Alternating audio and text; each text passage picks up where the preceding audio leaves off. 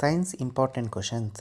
పుష్పంలో స్త్రీ ప్రత్యుత్పత్తి భాగం అండకోశం.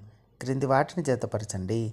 ఆంథ్రాక్స్ బ్యాక్టీరియా, గాలికుంటు వ్యాధి వైరస్, మలేరియా ప్రోటోజోవా, గోధుమలో కుంకుమ తెగలు శీలీంధ్రం.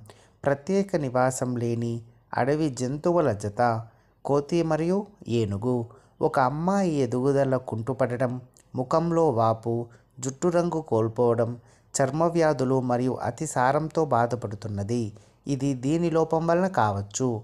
ప్రోటీన్లు పర్వత ప్రాంత మొక్కలు వాలుగా ఉండే కొమ్మలు, సూదుల వంటి పత్రాలను కలిగి ఉండడానికి కారణం వర్షపు నీరు, మంచు తేలికగా జారిపోవుటకు.